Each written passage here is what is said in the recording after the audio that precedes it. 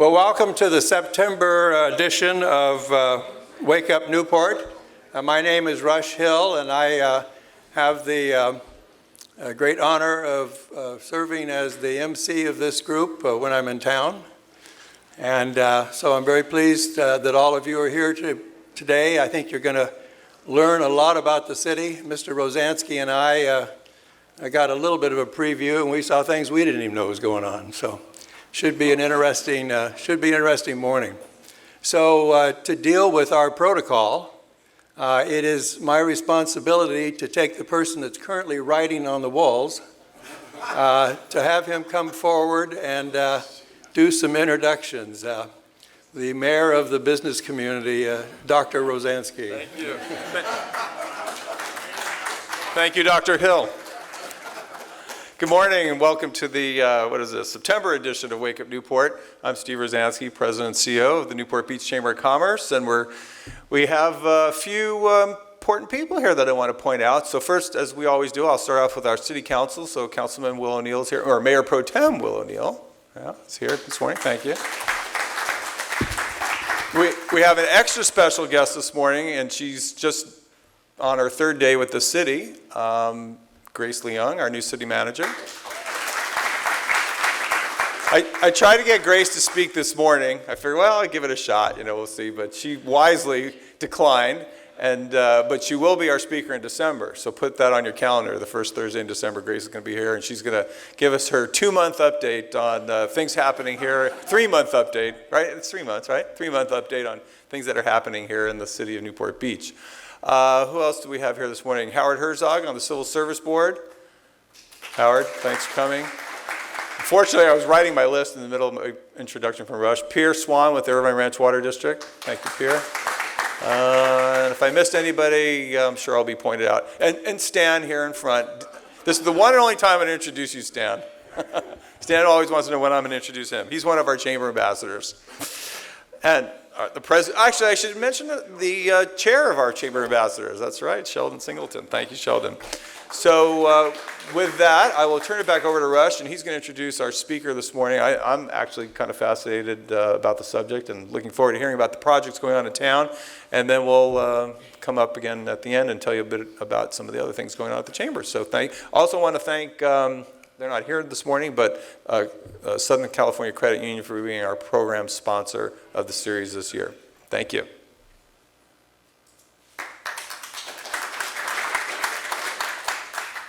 Well, this morning we're very pleased to welcome back to Wake Up Newport Seimone Jurjis, our Community Development Director. Within the game plan of Seimone's responsibilities, and I think he'll share a lot of this with you this morning, but we have building and planning and code compliance and life safety and fire and real estate. About a $12 million a year budget and about 60 employees. And it really is part of the heart of the city of the economic development activity. Seimone has had this position since, I think, August of 2017, and has fast become known in the community as a very level-headed, a very open and friendly individual to work with, as has our building department and our planning department become known as well. I think we're actually ranked number 1 in California in the building department. So that's a great privilege, I think, that we have of part of ensuring the quality of life in Newport Beach. So without further ado, let's give a Newport Beach welcome to Seimone.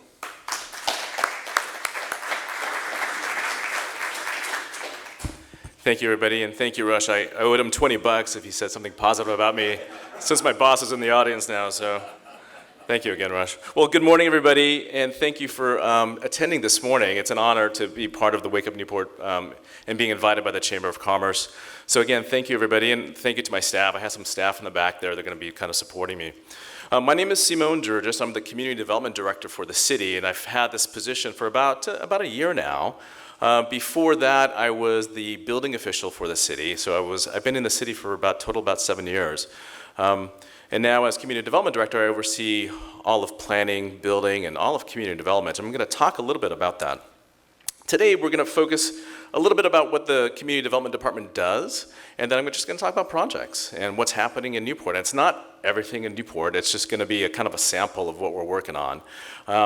Some projects are under construction. Some projects are going through the entitlement phase, so I'll go ahead and talk about that.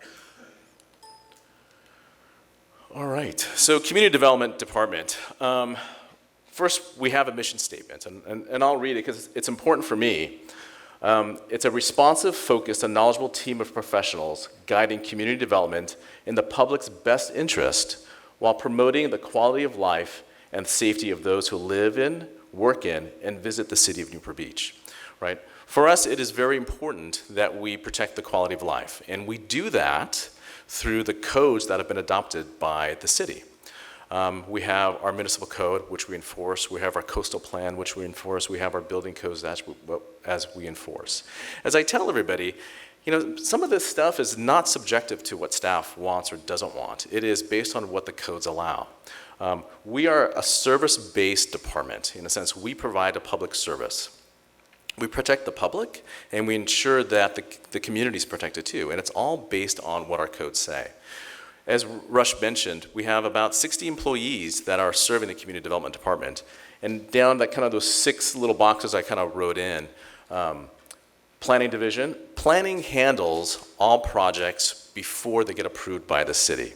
So planning is always your first stop. When you say, my project has entitlements or my project was approved by the city, it all starts with planning.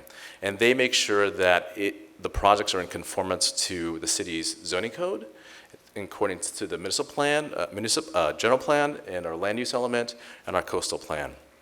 From there, it moves on to the building division, which regulates construction. And we have a staff engineers that check the plans, check the calcs, check the math, and we have inspectors to make sure that what is designed is actually what's built. In addition, we have a great admin team.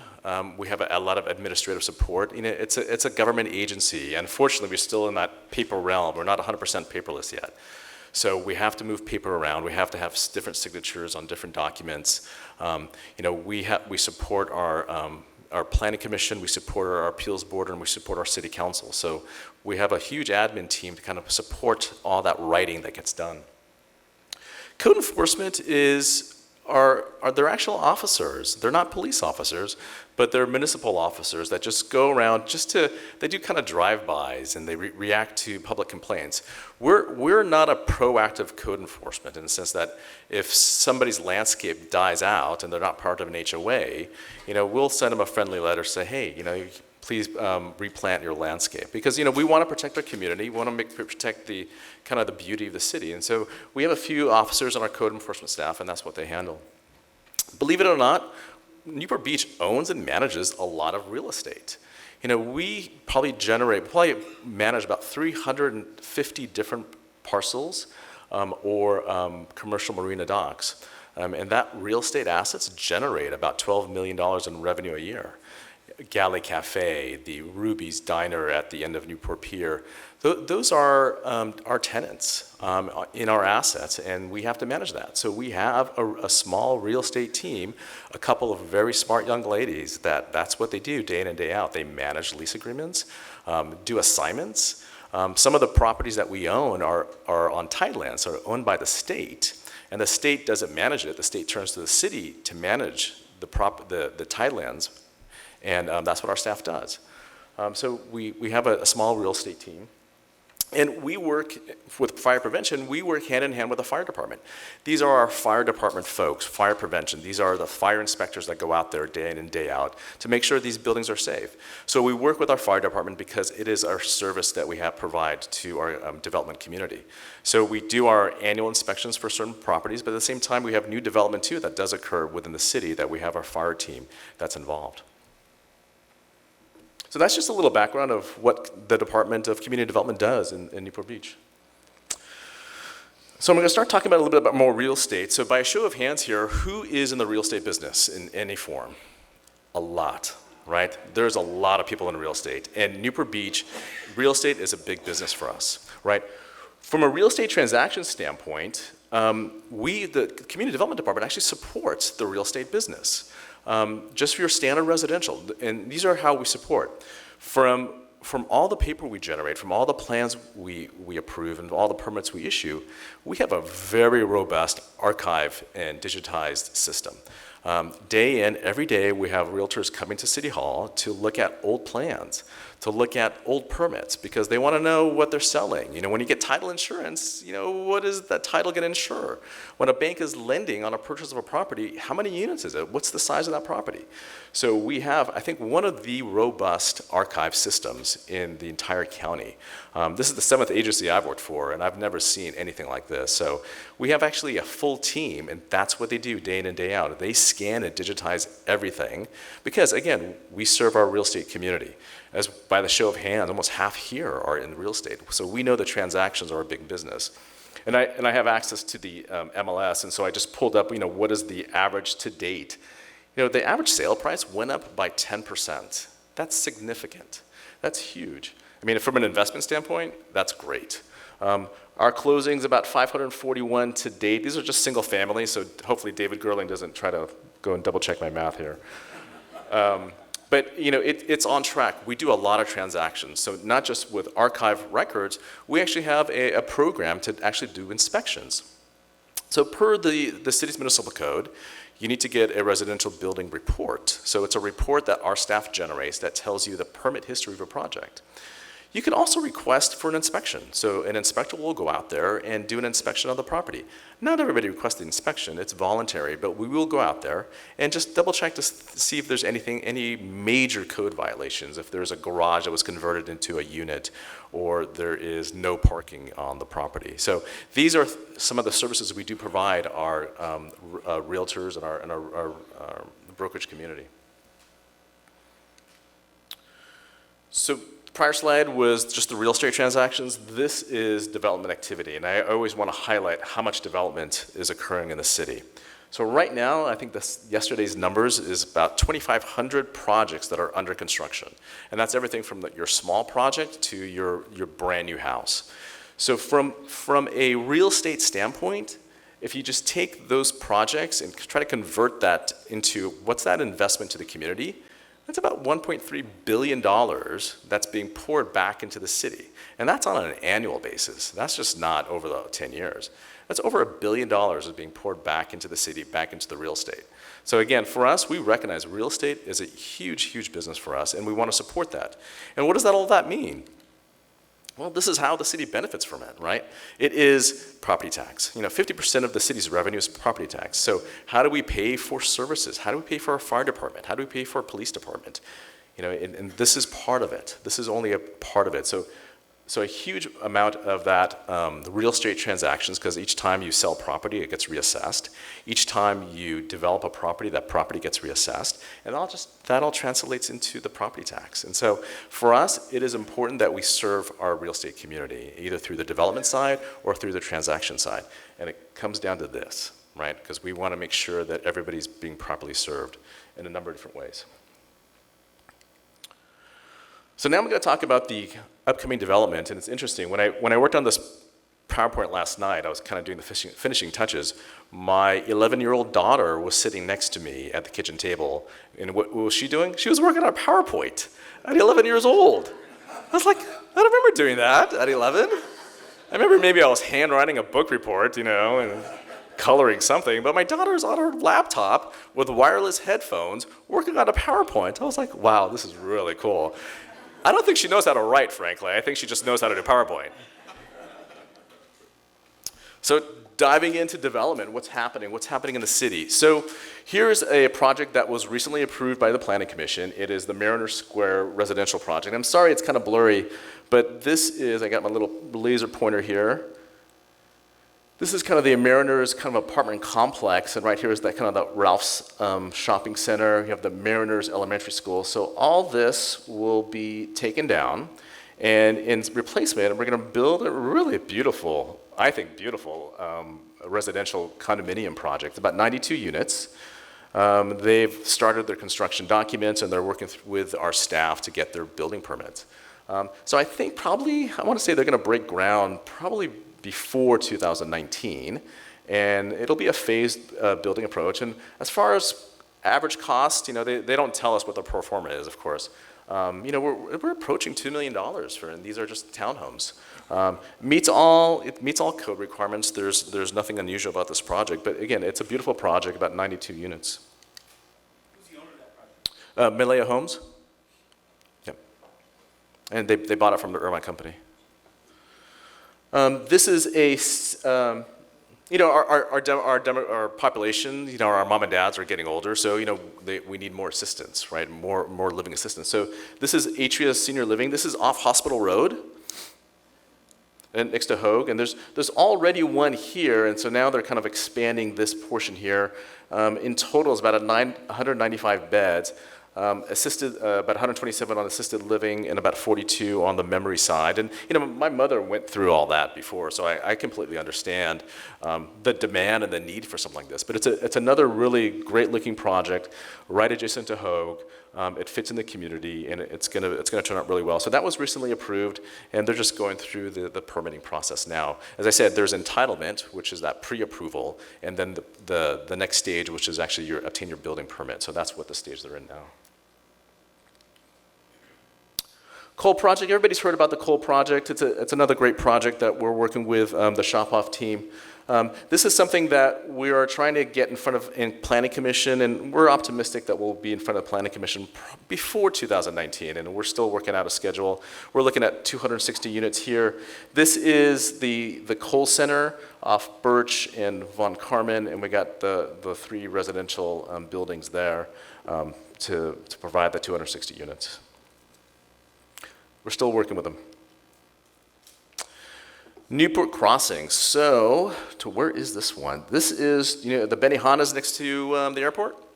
So we have Benihana's there. We have Corinthian Way. I think Il Barone. This was the old Il Barone restaurant, and I think they've recently moved. Was it Martingale? I think it is. Corinthian and Martingale. So 350 residential units. It's for rent. There is a park component there. When we say DEEIR, that is the draft environmental impact report. So some projects you need to analyze how they impact the environment. And EIRs, they're disclosure documents. They just tell you what the impacts are. So it goes into a draft mode until we get the public to comment on it, until finally it gets certified, and then it turns into kind of that final product. So right now we're still working on developing what that draft document is looking like. We think the document will be finished up by probably, I think November it is.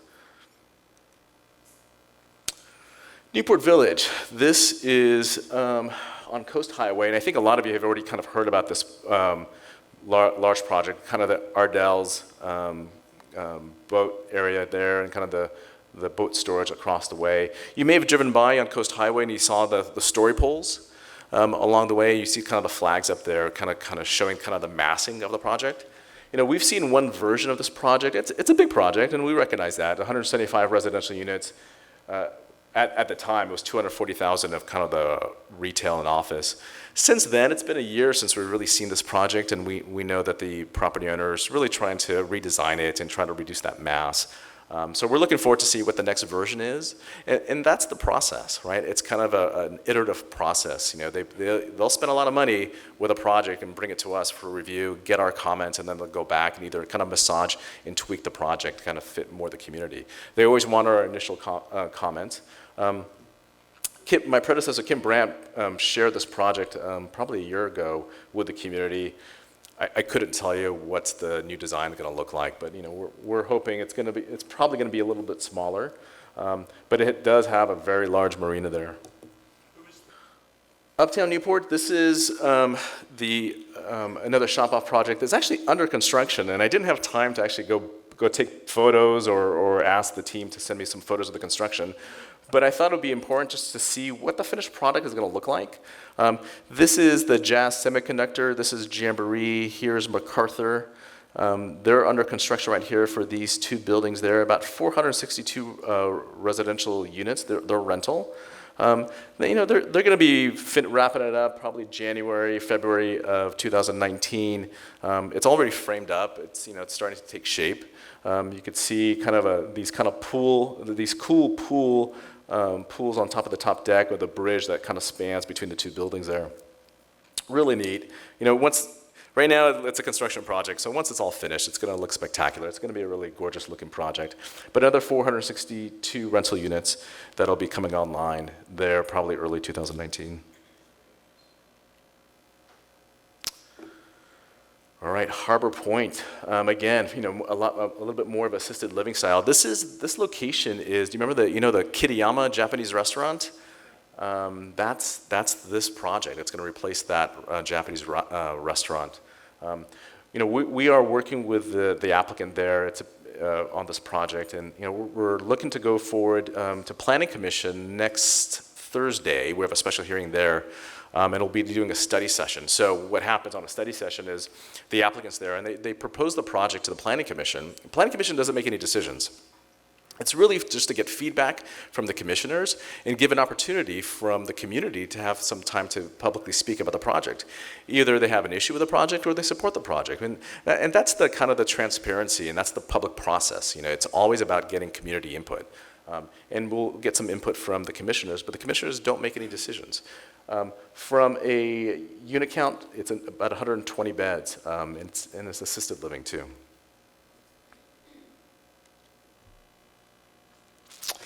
So the Vivante, Newport Center, a little bit more on the assisted living side. So you remember the Museum House project? This is the Orange County Museum site, right off, Santa Cruz or San Clemente? I can't even see it. San Clemente, there you go. So this property has been sold to Nexus Development. Nexus has built. They build a number of different projects, and they have a Vivante in Costa Mesa. It's kind of a high-end assisted living. So this transaction's already taken place. They've already submitted an entitlement project to us. It's about 99 units, and we've just started this process with the Nexus team. It's another great project. It's probably going to be about 4 or 5 stories in height, 183,000 square feet, 99 units. Assisted living, a little bit higher end than their Costa Mesa project. But again, it's serving our kind of aging demographics here in town, and we're very supportive of a project like this.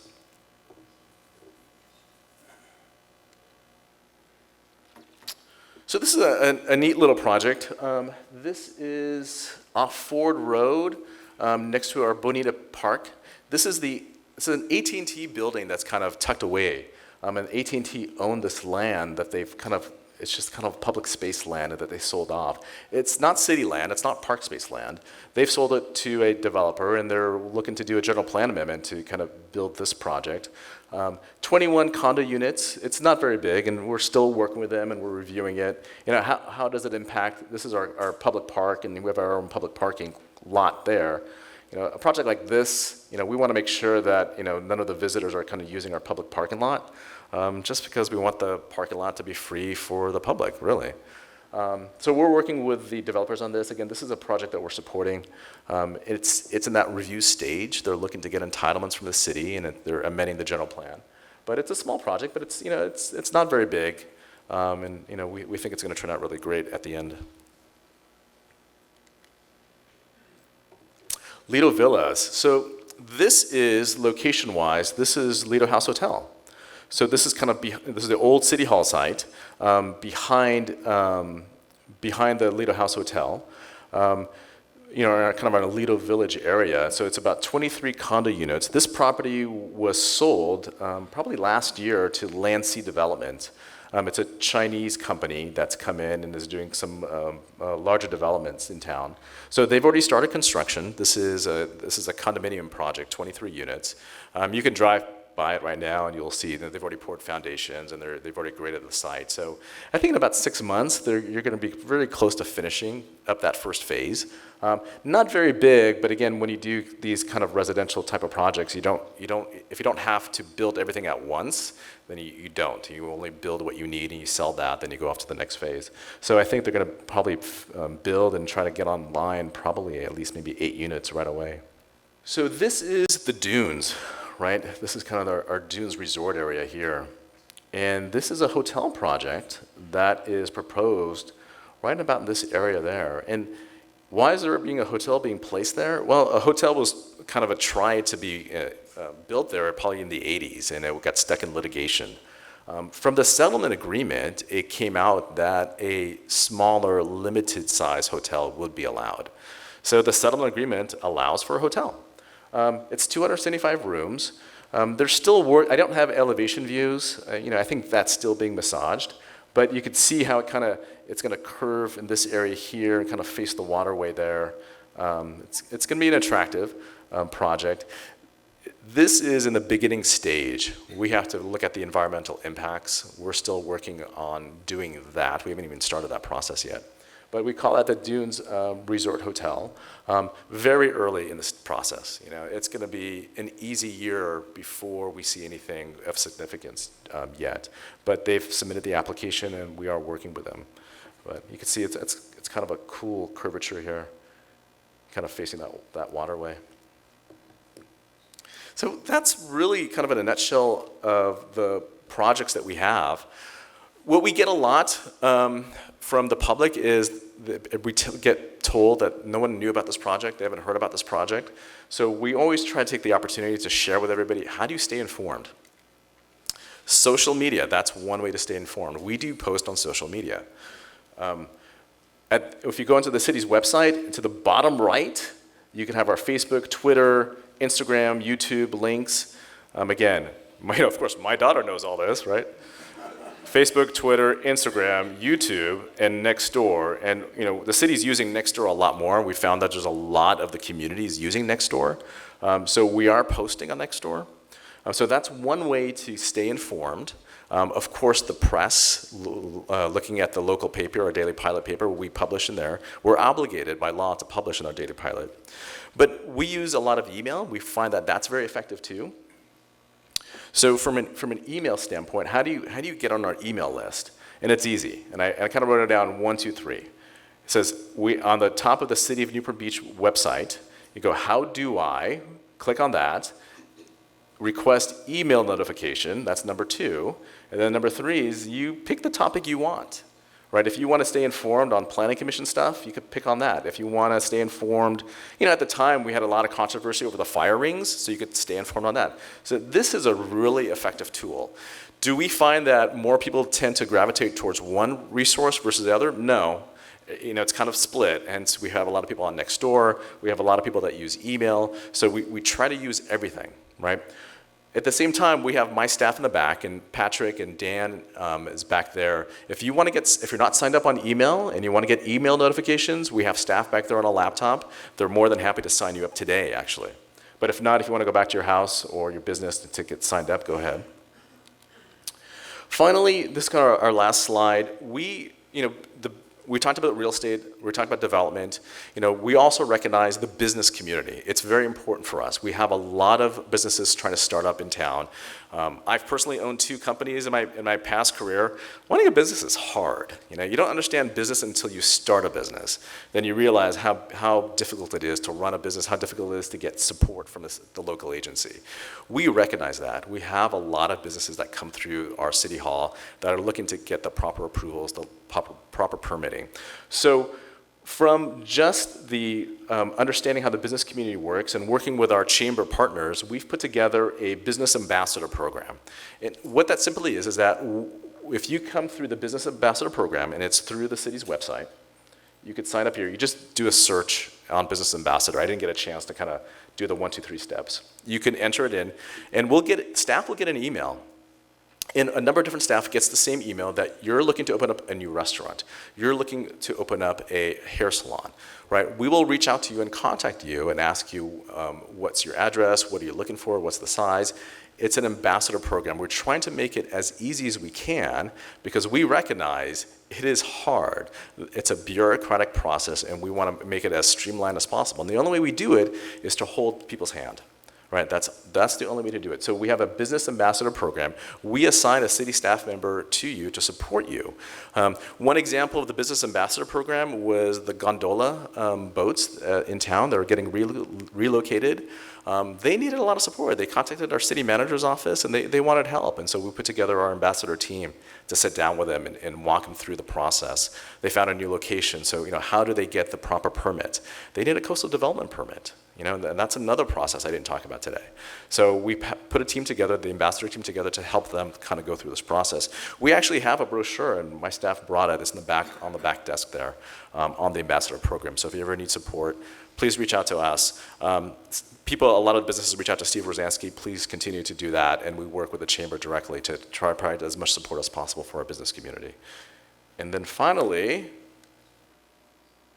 read that on the left. Next time you're afraid to share ideas, remember someone once said in a meeting, let's make a film with a tornado full of sharks, right? Sharknado, I think they finished movie 5, right? Ideas matter, your thoughts matter. Stay informed, stay connected, come to our meetings. Thank you, everybody.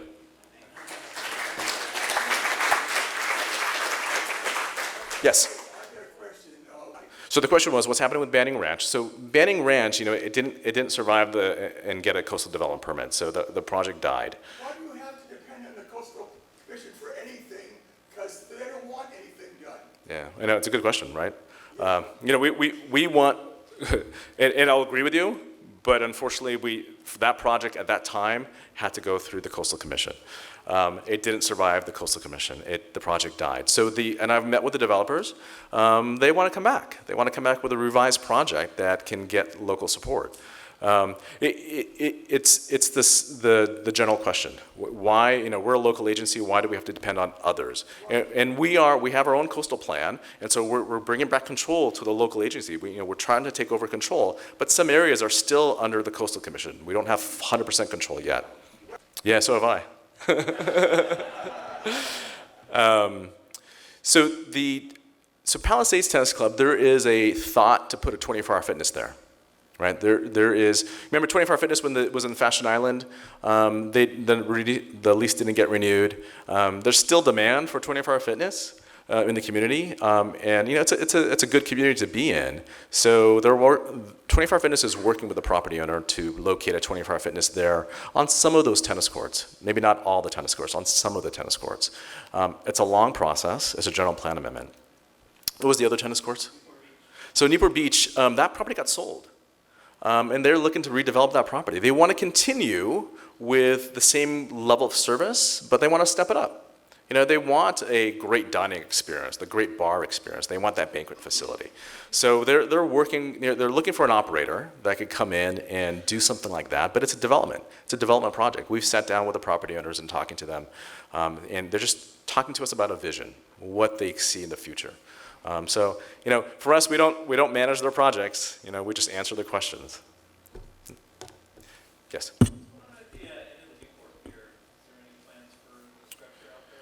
Yeah, there actually is. So Newport Pier, there was a kind of a sushi restaurant at the end of the pier that went under. Their lease ended.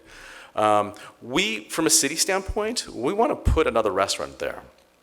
But if you think about it, that length of pier, that's over 1,000 foot. It's a 1,000-foot runway, I always say.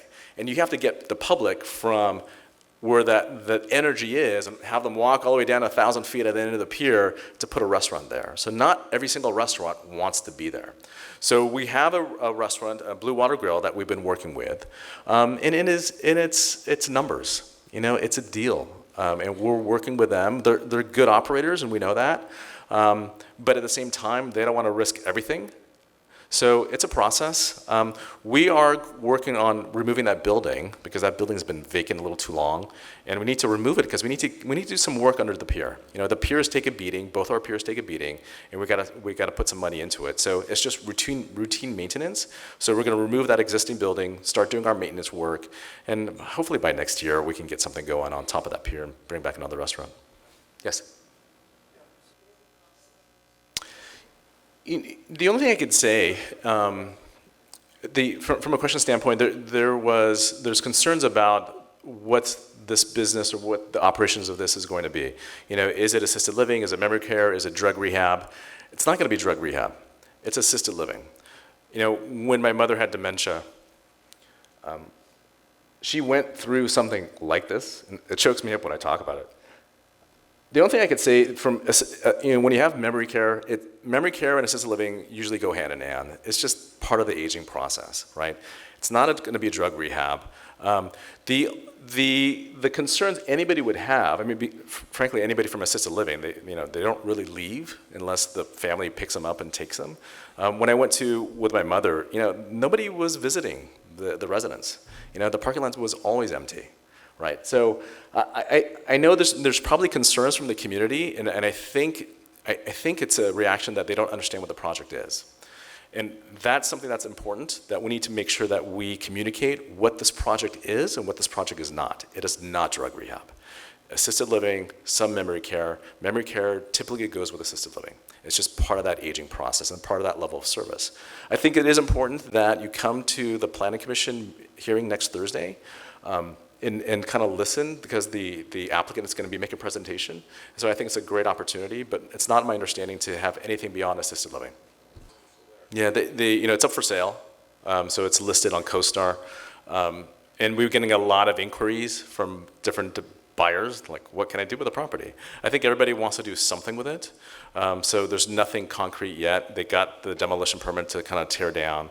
They're putting it on the market just to see what they can get, and I think it's kind of a wait and see right now. This is the Pine Knot Motel? Right, that burned down, partially burned down. And you had a question, sir? The status of lower castaways. I don't have the status, and that's something from our Public Works Department, and so I'll be frank, I don't know. All right, one more. No more. Oh, yeah. Stan, you had your turn. One more from someone else. Come on. I guess I'm the only one. Now you're the only one. Why don't they put a shuttle on the pier to get to the restaurant? That's a good thought too. We've talked about that. Is get a golf cart, something light, to go up and down the pier, and I think that's on the table. It's not something that we haven't discussed before. We've discussed that, but I think that's a smart point, because that's 1,000 feet to walk. Yeah. Thank you.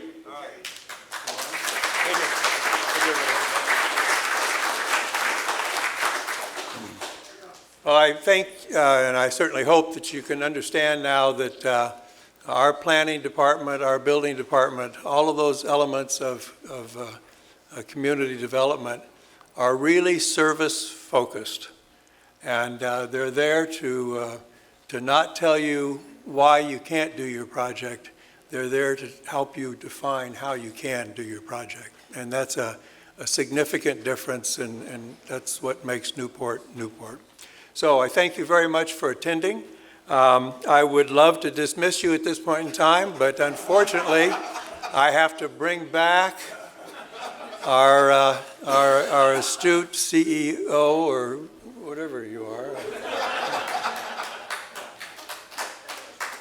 You better get that memory care done quickly, because I think we need to. Got our first customer here.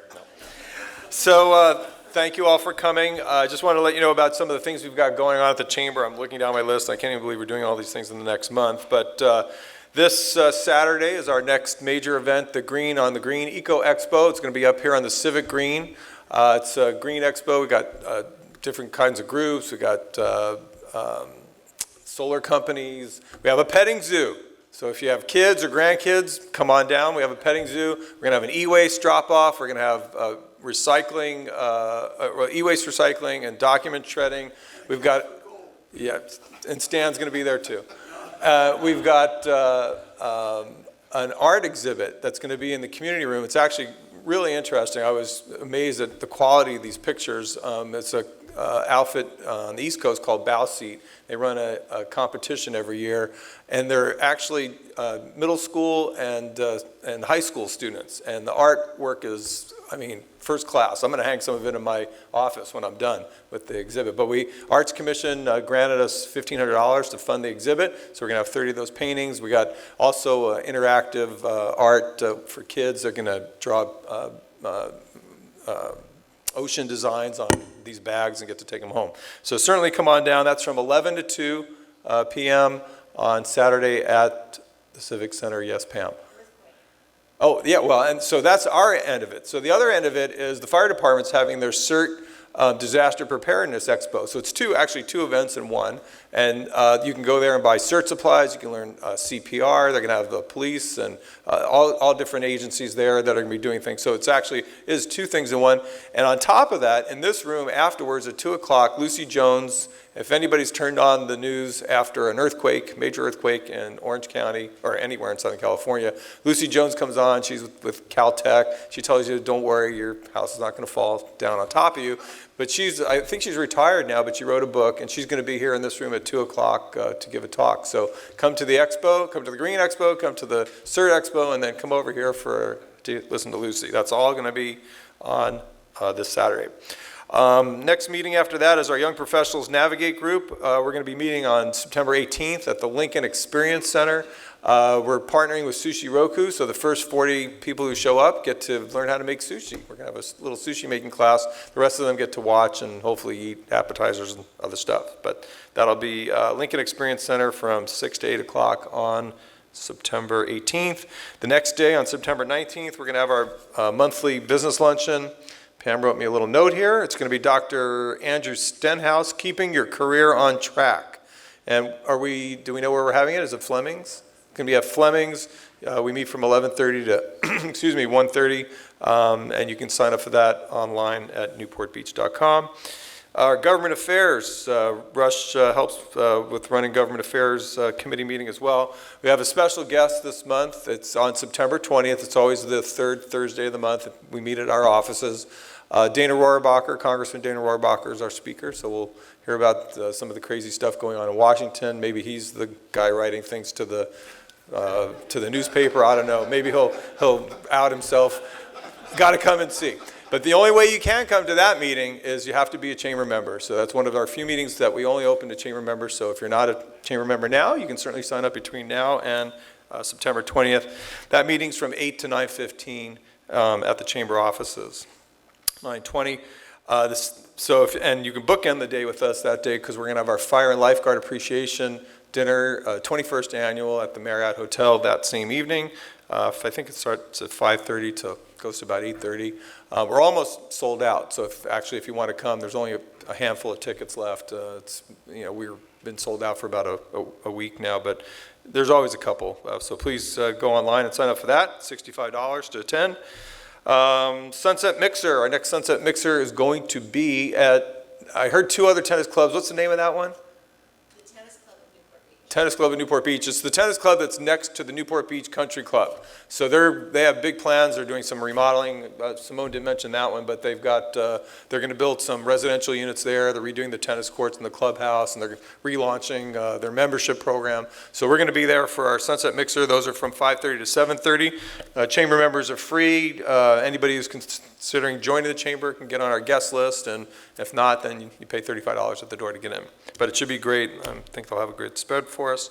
Last couple things. Don Yan here runs our Marine Committee meeting. That next meeting is on October 2nd, meets at Marina Park. We just had a great update from Lieutenant Chris Korn earlier this week. He's the sheriff that runs the Sheriff's Harbor Patrol in the 3 harbors, not just Newport Harbor. So that'll meet from 5:30 to 6:30. And last but not least, our next Wake Up Newport meeting. We're going to have an extra special guest flying in from Sacramento, actually, to speak to us, the director of Caltrans. So the top person, not the area director, but the very top person of Caltrans. So if you have any questions about things happening on the freeways, the new construction project on the 405, things in town. I mean, some people, or a lot of people don't realize that Caltrans actually controls half of Coast Highway from Huntington Beach to Jamboree.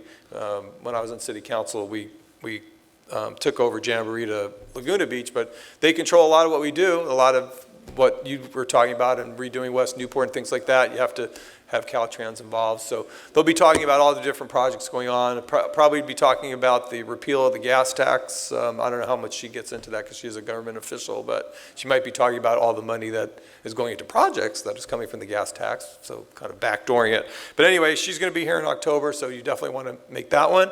Yes? Oh, yes, sorry. Pam did give me another note here. And the last thing, we're going to have a workshop in this room. No, UCI. Oh, we're going to have a workshop over at UCI. It's a LinkedIn workshop.